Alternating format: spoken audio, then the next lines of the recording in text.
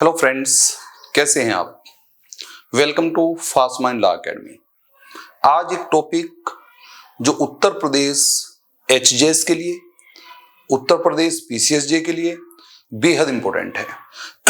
साथ ही साथ आप देखेंगे कि अगर कोई एग्जाम भी नहीं दे रहा है तो उसके लिए भी बेहद इंपॉर्टेंट है, क्योंकि इस समय यूपीजेड जो पहले लागू था वो समाप्त हो गया है और एक नया कोड, एक नई संहिता जिसे आप यूपी रिवेन्यू कोड जो है कहते हैं वो एप्लीकेबल है।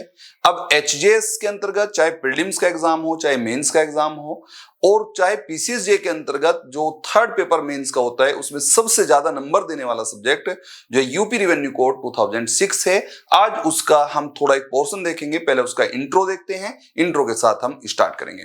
सबसे पहले हम देख रहे हैं कि देखिए यूपी रिवेन्यू कोड,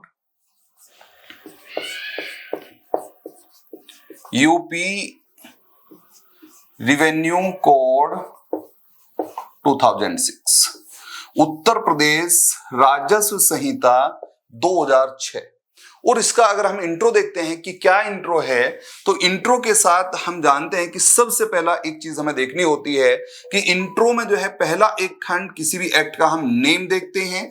अगर आप उसका जो है इंट्रो देखना चाहते हैं, फिर हम उसके इनेक्टमेंट की डेट देखते हैं। इनेक्टमेंट की डेट क्या है, जिसे आप जो है पारित कहते हैं, जिसे आप अधिनियमित कहते हैं, है ना।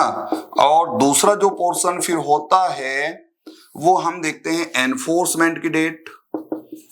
एनफोर्समेंट की डेट, एनफोर्समेंट डेट का मतलब परिवर्तन की दिनांक,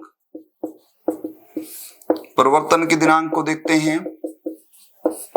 और फिर हम देखते हैं एक्ट नंबर भी हम इसका देखते हैं। एक्ट नंबर क्या है, इसका जो है आप जो है नेचर को देखते हैं, नेचर क्या है। इसके एक्सटेंट को देखते हैं, एक्सटेंट क्या है। और साथ ही साथ जो है जिसे आप जो है वो प्रकृति कहते हैं, और इधर जो है वो विस्तार कहते हैं। और भी चीजें हैं, पहले इसे देखते हैं। सबसे पहले जो क्वेश्चन है, जैसे आप किसी एक व्यक्ति का इंट्रो लेते हैं, किसी व्यक्ति से आप उसका नाम पूछते हैं, आप पूछते हैं आप कहाँ के रहने वाले हैं, आप क्या करते हैं, क्या जॉब करते हैं, कौन आपके फादर हैं, ये सारी बातें आप पूछते हैं, आप उसके बारे में जानकारी रखते हैं। फिर आप जैसे ही उसका नाम लेते हैं तो आपके दिमाग में एकदम मन में आ जाता है कि हाँ ये तो वो व्यक्ति है। तो उसी प्रकार से हम हर एक एक्ट का इंट्रो देखते हैं। आप कोई भी एग्जाम देंगे, इंट्रो आपके लिए बेहद इंपॉर्टेंट है और उसे जानना बेहद जरूरी है। तो यहां पर हम देख रहे हैं कि जब हम नाम देखते हैं कि नेम क्या है इसका, तो नेम तो जो है आप जानते हैं कि UP revenue code 2006 Uttar Pradesh राजस्व संहिता 2006। अच्छा, एक चीज आप जानते हैं, इससे पहले जो है वो बहुत सारे एक्ट एप्लीकेबल थे। इससे पहले मुख्य रूप से जो है उत्तर प्रदेश जो है जमींदारी उन्मूलन अधिनियम और जो है लैंड रेवेन्यू जो एक्ट है वो काम करते थे। यहां पर हम देखते हैं कि देखिए यूपीजेडए के अंतर्गत जब हमने बहुत सारी चीजें हमने देखी थी कि यूपीजेडए को 1 जुलाई 1952 से जो है वो एनफोर्स किया गया था, और 1 जुलाई को जो है आपने जो है डेट ऑफ वेस्टिंग घोषित किया था, और वहां से सारी जमीन जो है वो उत्तर प्रदेश के जो है वो जितने भी जो है जमींदार थे, ठेकेदार थे, उन सबको जो है समाप्त कर दिया गया, और सारी जमीन जो है वो वेस्ट हो गई थी स्टेट में। और जो लोग जमीन पे काम करते थे, जो लैंड पे वर्कर थे, वो सब जो है जमीन वाले हो गए थे। ये पूरा पोर्शन हमने देखा था पहले जो हम जब यूपीजेडए को देखते थे। अब यूपीजेडए को जो है समाप्त कर दिया गया। हमें अपने सिलेबस के हिसाब से भी देखना है। नॉर्मली आप जानते हैं कि देखिए उत्तर प्रदेश के अंतर्गत जब देश आजाद हुआ तो उस समय बहुत सारे जमींदार और ठेकेदार काम करते थे। 14 टाइप की जो है जमींदारी व्यवस्था थी। टेन्यूर होल्डर जो है वो 14 टाइप्स के थे, और अलग अलग प्रकार के जो है टेन्यूर होल्डर काम करते थे। जैसे आप रोड से चलते हैं, गाड़ी से चलते हैं, तो वहां पर कई बार आप मूवी में देखते हैं जैसा जो है कोई हीरो हीरोइन बैठे हुए हैं और वो कहते हैं कि यहां से लगा के वहां तक सारी जमीन, ये 4 गांव मेरे हैं। तो वो क्या होते थे, वो जमींदार होते थे। वो जमींदार जो है वो महीने में, 10 दिन में, 15 दिन में वो कभी घर से निकलते थे और वो बताते थे कि ये सारे गांव, 10 गांव, 20 गांव, 50 गांव, वो सब हमारे हैं। वो जमींदार होते थे, वो ठेकेदार होते थे, वो नॉर्मली जो है फिर उनके नीचे लोग काम करते थे। तो नॉर्मली आपने क्या किया, जब देश आजाद हुआ और उत्तर प्रदेश के अंतर्गत जो है जमींदारी उन्मूलन अधिनियम को लाया गया, जमींदारी जो है अबोलिशन एक्ट लाया गया, जो है आपने इस बात को साफ कर दिया और जो है डेट ऑफ वेस्टिंग को घोषित किया गया 1 जुलाई 1952 और उस डेट में ये कहा कि सारी की सारी जमींदारी प्रथा समाप्त हो जाएगी और जो है जो एक तरह से आपने ठेकेदारी प्रथा है वो समाप्त हो जाएगी और जो सारे के सारे राइट हैं वो जो है डेट ऑफ वेस्टिंग पे जो है वो स्टेट में समाहित हो जाएंगे और जो लोग उस जमीन पे काम करते हैं वो जमीन उनकी हो जाएगी, वो उस पर जो है कार्य करेंगे। ये पूरा पोर्शन हमने वहां पर देखा था। साथ ही साथ एक पोर्शन रखा था कि कहीं भाई ऐसा ना हो जाए कि भाई जो है जमींदार जो है वो आत्महत्या कर लें, कहीं ऐसा ना हो कि जो है वो कहें जी हमारा तो सब कुछ चला गया। तो वहां पर आपने जो है कंपनसेशन और रिहैबिलिटेशन ग्रांट का भी प्रोविजन रखा था। कंपनसेशन और रिहैबिलिटेशन ग्रांट उन्हें दी गई थी। इसका मतलब साफ है कि जो है वो जितनी जमीन उनसे ली गई उसके बदले उन्हें कंपनसेशन दिया गया और क्योंकि वो जमींदार थे, वो ठेकेदार थे, तो वो फिर से जो है स्टेब्लिश हो जाए, उनका पुनर्वास के लिए जो है वो एक ग्रांट दी गई जो 40 किस्तों में दी गई थी, जिसे आप जो है रिहैबिलिटेशन ग्रांट कहते हैं। तो वो पोर्शन पूरा होता था, वो लागू था, वो चल रहा था। लेकिन उस समय ये क्वेश्चन थे कि भाई कौन सी जमीन जो है वो वेस्ट नहीं हुई, लेकिन अब ये सारे क्वेश्चन समाप्त हो गए। अब यहां पर कौन जमींदार होते थे, कैसे जो है ठेकेदार होते थे, जमींदारों को क्या मिला था, कंपनसेशन क्या होता था, रिहैबिलिटेशन ग्रांट क्या होती थी, ये पोर्शन अब आपका समाप्त हुआ। अब एक नया पोर्शन जो है वो आ गया है। अब जो टोटल मिला के 39 एक्ट हैं उन्हें रिपील्ड कर दिया गया, जिसमें यूपीजेड भी था। जो 39 एक्टों को समाप्त करके एक नया कोड लाया गया जिसका नाम है UP revenue code 2006, Uttar Pradesh राजस्व संहिता 2006 इसका नाम है। तो आपको नाम से जो है वो इसका जो है वो क्लियरिटी आपको हो जाएगी। ये एक बात आपने साफ कर दी। अब एक दूसरी बात यह है कि इसके जो इनेक्टमेंट की डेट है वो क्या है। तो इनेक्टमेंट की डेट को हमें याद रखना है कि देखिए यहां पर जो है 29 नवंबर 2012, 29 नवंबर 2012 ये इसकी डेट है, इनेक्टमेंट की डेट है, जिसे आप पारित करना कहते हैं, जिसे आप जो है नॉर्मली जो है ये कह सकते हैं 29/11 और 2012, 29 जो है 11th और फिर 2012, 29 नवंबर 2000 जो है वो 2012 ये इसके इनेक्टमेंट की पारित करने की दिनांक है। इसका मतलब नाम इसका 2006 का है, उत्तर प्रदेश सरकार ने पारित कर दिया था, लेकिन जो है जो आर्टिकल नंबर 201 के अंतर्गत, आर्टिकल नंबर 201 के अंतर्गत इसे रिजर्व कर लिया गया था असेंट के लिए, राष्ट्रपति की अनुमति के लिए। राष्ट्रपति महोदय की अनुमति जो है 29 नवंबर में मिली और 29 नवंबर में इसे पारित माना गया। ये बात आपने साफ कर दी। अब बात यह कि भाई एनफोर्समेंट कब हुआ फिर, तो एनफोर्समेंट के लिए दो बातें आपने साफ कर दी। ये कहा कि देखिए यहां पर एक डेट है जिसे आप कहते हैं 11 फरवरी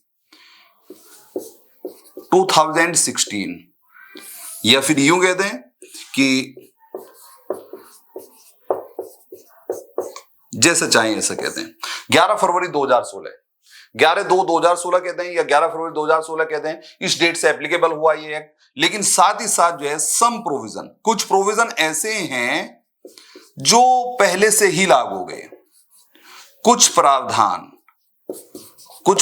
कौन कौन से हैं भाई, वो आपने साफ कर दिया कि देखिए सेक्शन नंबर 1 है और सेक्शन नंबर जो है वो आपने कहा 4 से लगा के 19 तक है, 4 to 19। सेक्शन नंबर 233 है, सेक्शन नंबर 234 है। ये सब एप्लीकेबल हो गए फ्रॉम द 18 दिसंबर 2015, 18 दिसंबर 2015 से।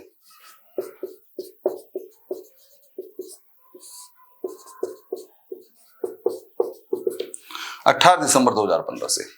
इसका मतलब साफ है कि 18 दिसंबर 2015 से जो है वो अपने आप में आपने साफ कर दिया, ये एप्लीकेबल हो गए। ये वाली कंडीशन भी आपने साफ कर दी। ये कुछ प्रावधान थे जिसमें सेक्शन नंबर 1 है, 4 से लगा के 19 है, सेक्शन नंबर 233 है, 234 है, ये 18 दिसंबर से एप्लीकेबल हो गए।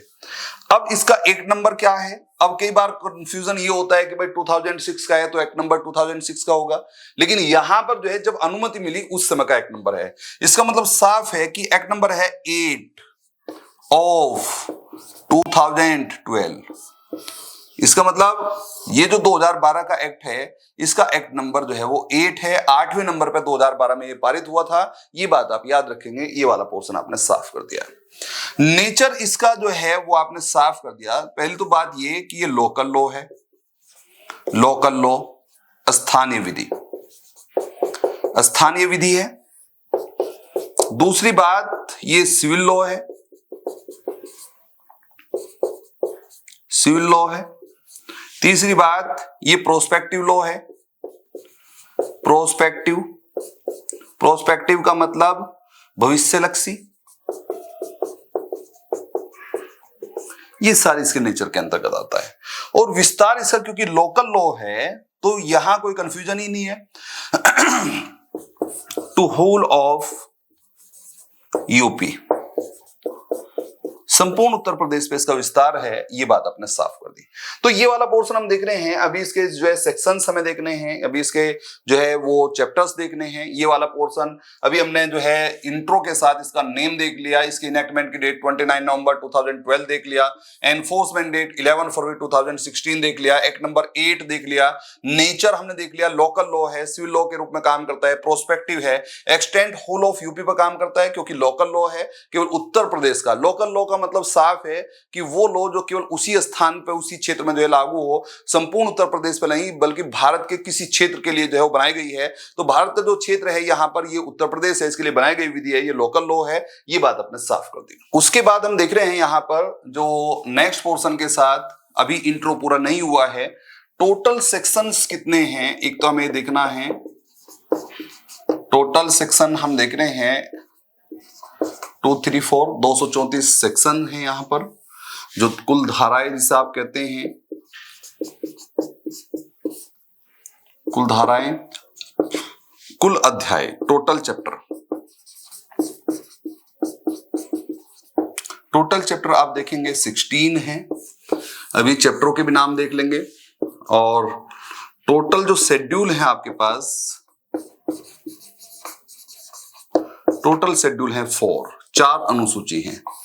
और जो चैप्टराइजेशन है वो इस प्रकार से किया गया है। पहला चैप्टर नंबर 1 प्रिलिमिनरी का है, प्रारंभिक जिसे आप कहते हैं। चैप्टर नंबर 2 रिवेन्यू डिवीजन का है, रिवेन्यू डिवीजन। तीसरा जो है आपने कहा बोर्ड और रिवेन्यू ऑफिसर का है। नंबर 4 जब हम देखते हैं तो यहां पर हमें दिखाई पड़ेगा बाउंड्री और बाउंड्री मार्क्स, बाउंड्री और बाउंड्री मार्क्स का है। 5 का हम देखेंगे maintenance of village record,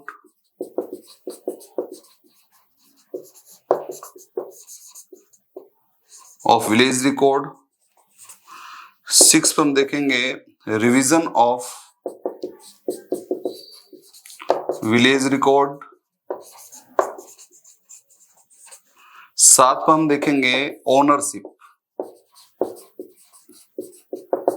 ownership of land और अदर प्रॉपर्टी, और अदर प्रॉपर्टी। 8 पर हम देखेंगे मैनेजमेंट, मैनेजमेंट ऑफ लैंड और अदर प्रॉपर्टी। 9 नंबर पर हम देखेंगे टेन्योर, टेन्योर। और 10 पर हम देखेंगे गवर्नमेंट लेजी, गवर्नमेंट लेजी। 11 पर हम देखेंगे असेसमेंट ऑफ लैंड रेवेन्यू। और 12 पर हम देखेंगे, आपने साफ कर दिया, collection of land revenue.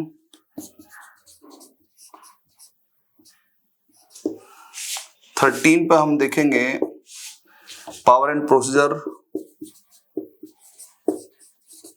Power and procedure of revenue court. 14 पे हम देखेंगे मिसलेनियस, मिसलेनियस। 15 पे हम देखेंगे पेनल्टी, पेनल्टी। 16 पे हम देखेंगे रिपील और सेविंग क्लोज।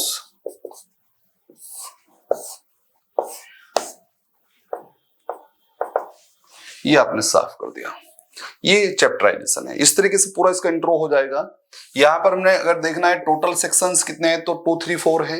इन सारे 234 सेक्शनों को इतने रूम में टोटल मिला के 16 रूम में, टोटल मिला के 16 जिसे आप 16 चैप्टर कहते हैं, 16 रूम कहते हैं, उनमें डिवाइड किया गया है। पहला एक चैप्टर आपने रखा है प्रिलिमिनरी का, जिसमें आपको इस बात की जानकारी दी जाएगी कि जो ये अधिनियम कब बना था, इसके जो है इसका विस्तार कहां तक है, वर्डों की डेफिनेशंस जो है वो दी जाएंगी। तो वो आपने साफ कर दी। 1 से लगा के 4 तक का पूरा पोर्शन इसके साथ आपको दिखाई पड़ेगा। रिवेन्यू डिवीजन के अंतर्गत राजस्व मंडल जिसे आप कहते हैं, राजस्व मंडल में 2 सेक्शन आपको जो है 5 और 6 दिखाई पड़ेंगे, जिसमें आपको दिखाई पड़ेगा कि पूरे उत्तर प्रदेश को, पूरे राज्य को डिवाइड किया जाएगा। जो है वो आपने रिवेन्यू जो एरियाज हैं उनमें डिवीजन होंगे। डिवीजन के अंतर्गत जो है आपने कहा डिस्ट्रिक्ट्स होंगे, डिस्ट्रिक्ट्स में जो है वो तहसीलें होंगी, तहसील के अंतर्गत परगना होंगे और परगना के अंतर्गत जो है विलेज होंगे। टोटल मिला के उत्तर प्रदेश को आपने जो है साफ किया हुआ है कि देखिए यहां पर 18 जो है डिवीजन में रखा है, 18 मंडल जो है उत्तर प्रदेश के अंतर्गत हैं। उसके बाद जो है जो नेक्स्ट पोर्शन हम देखेंगे वो पूरा का पूरा यहां पर एक पोर्शन देखेंगे बोर्ड और रेवेन्यू ऑफिसर। बोर्ड को आप जानते हैं परिषद, और परिषद को आप जानते हैं कि ये उत्तर प्रदेश का राजस्व के मामलों में सबसे बड़ा कोर्ट होता है। और साथ ही साथ रेवेन्यू ऑफिसर्स कौन कौन से, जो हम सेक्शन नंबर जो है 4 के साथ जब डेफिनेशन देखते हैं तो 4 क्लोज 16 में रेवेन्यू कोर्ट और 4 क्लोज 17 के अंतर्गत जो है रेवेन्यू ऑफिसर्स दिखाई पड़ते हैं। तो वो वाला पोर्शन जो है कौन कौन से जो है वो कोर्ट है, कौन रेवेन्यू ऑफिसर है, उसे कौन अपॉइंट करेगा, उसके पास पावर्स क्या होंगी, वो सारा पोर्शन चैप्टर नंबर 3 में आपको दिखाई पड़ेगा। दूसरी बात, पूरे उत्तर प्रदेश के जितने भी विलेज हैं उनकी बाउंड्री बनाई जाएगी, बाउंड्री मार्क से उन्हें डिमार्केट किया जाएगा। और साथ ही साथ जो है वो जो ग्राम पंचायत है और जो टेन्यूर है उनकी लायबिलिटी रखी जाएगी कि वो अपनी कोस्ट को जो है मेंटेन करें। अगर कोई डिस्ट्रॉय करेगा उसे या फिर जो है उसे रिमूव करना चाहेगा या उसे डैमेज करना चाहेगा तो उसके लिए क्या लायबिलिटी होगी, कौन रिपोर्ट करेगा, वो पूरा पोर्शन जो है वो चैप्टर नंबर 4 में आपको दिखाई पड़ेगा। सीमा और सीमा चिन्ह के संबंध में मेंटेनेंस ऑफ विलेज रिकॉर्ड आप देखेंगे कि देखिए जो गांव के जो अभिलेख हैं उनका अनुरक्षण होना है। इसका मतलब साफ है गांव का जो है नक्शा तैयार होना है, जिसे आप मैप कहते हैं, खसरा तैयार होना है, खतौनी तैयार होनी है, साथ ही साथ जो है दाखिल खारिज होने हैं। वो पूरा का पूरा पोर्शन जो है जो विलेज रिकॉर्ड का मेंटेनेंस है, विलेज ऑफिसर जो है जो रेवेन्यू ऑफिसर्स हैं वो करेंगे। ये चैप्टर नंबर 5 में आपको दिखाई पड़ेगा। उसके बाद जो है क्या जो बनाए गए डॉक्यूमेंट्स हैं क्या वो प्रॉपर हैं, उन सारे डॉक्यूमेंट्स का जो गांव का नक्शा है, डिस्ट्रिक्ट के जो है वो तहसील साहब जिसे तैयार करा रहे हैं, साथ ही साथ जो तहसीलों के अंतर्गत जो खसरा खतौनी पूरा तैयार हो रहा है, जो जोत बही हैं, उन सब को जो है उन्हें उनका रिवीजन किया जाएगा, उनका पुनरीक्षण किया जाएगा वो ठीक है या नहीं है। चैप्टर नंबर 7 में ownership of land and other property, जो सारी की सारी जो है जो ग्राम समाज की जो भूमि है, जो गांव की भूमि है, जो किसी जो है पर्सनल टेन्योर की नहीं है, उसका जो है ऑनर कौन है, मालिक क्या है, कौन कौन सी प्रॉपर्टी राज्य सरकार में समाहित होगी, वो पूरा चैप्टर हम 7 में देखेंगे। उस प्रॉपर्टी का मैनेजमेंट कौन करेगा, मैनेजमेंट ऑफ लैंड और अदर प्रॉपर्टी, उस संपत्ति का या जो है भूमि का जो है मैनेजमेंट प्रबंधन जो है चैप्टर नंबर 8 के अंतर्गत देखेंगे। टेन्योर को हम देखेंगे किन किन प्रकार के जो है वो खातेदार हैं। नॉर्मली हम यहां पर देखेंगे कि देखिए एक तो बीटीआर है जिसे आप भूमिधर विद ट्रांसफर राइट कहते हैं, एक बीएनटीआर है जिसे आप भूमिधर विद नॉन ट्रांसफर राइट कहते हैं, एक असामी है, और जो 4th नंबर पे जिसे आप कहते हैं गवर्नमेंट लेजी, वो अलग से रखा है यहां पर चैप्टर नंबर जो है 10 में। चैप्टर नंबर 10 में गवर्नमेंट लेजी है, सरकारी पट्टेदार जो है यहां पर रखा हुआ है। उसके बाद असेसमेंट ऑफ लैंड रेवेन्यू जो है राजस्व जो है वो का निर्धारण जो है किस किस प्रकार से जो है, कौन सी जमीन कैसी है, कौन सी जो है वो उपजाऊ है, कौन सी कम उपजाऊ है, किसके पास कितनी जमीन है कि लैंड, उस आधार पे जो है वो असेसमेंट ऑफ लैंड रेवेन्यू करेंगे, राजस्व को निर्धारित करेंगे और फिर उसी के हिसाब से उसका कलेक्शन ऑफ लैंड रेवेन्यू को कलेक्शन कराएंगे। और नॉर्मली आप जानते हैं कि देखिए जो रेवेन्यू एडमिनिस्ट्रेशन का डिस्ट्रिक्ट का इंचार्ज होता है वो कलेक्टर होता है, तो नॉर्मली कलेक्टर के माध्यम से डिस्ट्रिक्ट से जो है इसका कलेक्शन कराया जाएगा। और उसके बाद अगर कोई डिस्प्यूट अराइज होता है तो आपने साफ कर दिया कि power and procedure of revenue court, जो आपने कहा कि जो राजस्व न्यायालय है उनकी पावर, उनका प्रोसीजर क्या होगा, वो चैप्टर नंबर 13 में। जो बची हुई चीजें हैं वो प्रकीर्ण जिसे आप कहते हैं, मिसलेनियस जिसे कहते हैं, वो चैप्टर नंबर 14 में आपको दिखाई पड़ेगी। और अगर पेनल्टी का प्रोविजन है क्या क्या शास्ति मिल सकती है, किसे किसे दंडित किया जाएगा, तो आपको चैप्टर नंबर 15 में दिखाई पड़ेगा। और कौन कौन सी चीजें रिपील्ड हो गई और किन किन चीजों को छूट दी गई है वो चैप्टर नंबर 16 में दिखाई पड़ेगा।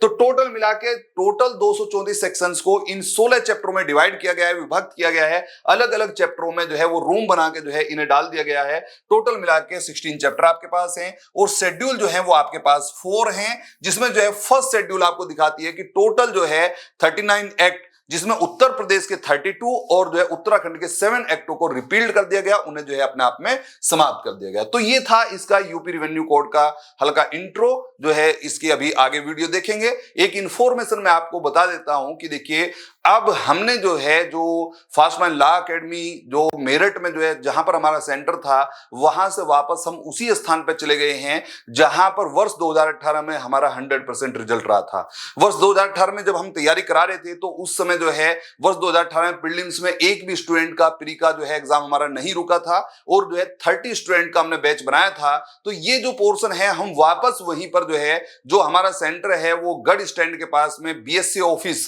जो है बेसिक शिक्षा अधिकारी का जो ऑफिस है उसके सामने बिल्कुल जस्ट बिफोर जो है जस्ट जो है अपोजिट साइड में बिल्कुल जो है उसके सामने बिल्कुल जो है वो यहां पर सेंटर बनाया गया है। जहां पहले भी सेंटर था 2018 से पहले, जब हम तेजगढ़ी पे थे तेजगढ़ी से पहले वही सेंटर था, फिर वापस जो है वहां चले गए थे, लेकिन वहां से फिर से वापस वहीं जा रहे हैं और अब फिर से उसी जो है लाइन पर काम करेंगे।